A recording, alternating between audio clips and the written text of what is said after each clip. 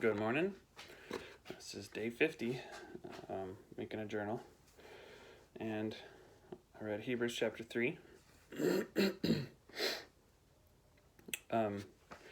Chapter 3, coming off of a warning to not worship angels and how Jesus is superior to the angels.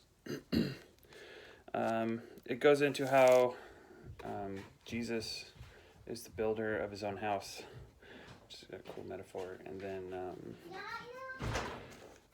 he talks about Moses, and the analogy with Moses is pretty powerful. He says that he makes the point that Jesus is better than Moses. Moses was the builder of the house.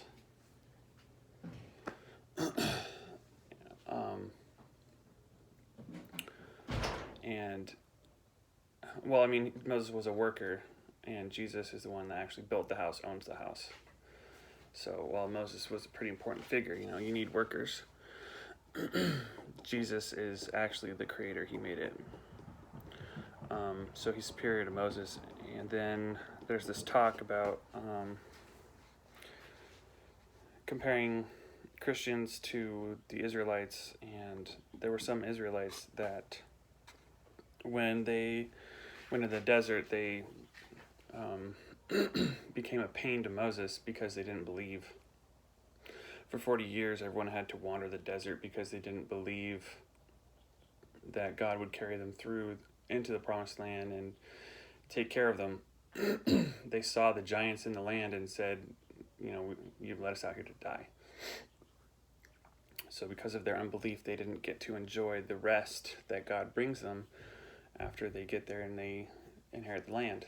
Now, there's a lot of talk about is that a loss of salvation. If you stopped believing, did you lose your salvation? You're not getting your final inheritance. And I don't see it here. I could see how you could think that.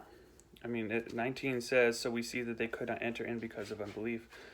But the question is that metaphor, that analogy, accurate? Is the promised land heaven?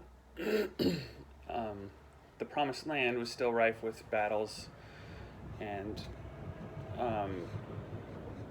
not really a good representation of heaven, as there was still struggle in the promised land. It was a wonderful kingdom.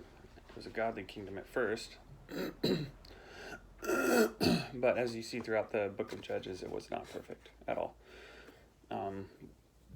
A better representation of salvation would have to be the Passover, as the blood of the Lamb over the door saved you from death. We're saved from eternal death with the blood of Christ.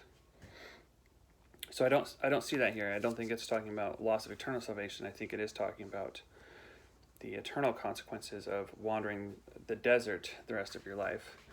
And I think we can be saved and still wander the desert, still be kind of mired in sin and not working for him.